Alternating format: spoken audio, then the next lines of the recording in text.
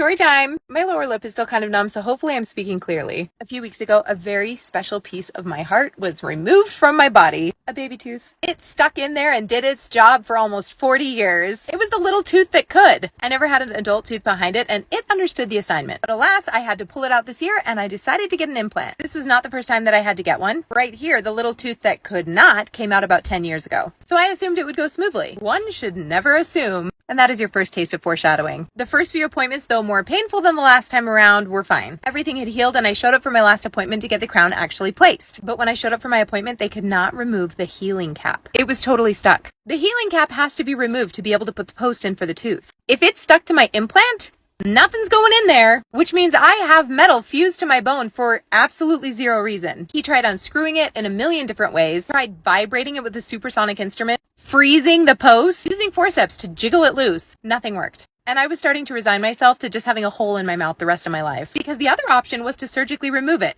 No thank you. My dentist did some research and he called me back and said, hey, why don't you come in? Let's try one more time.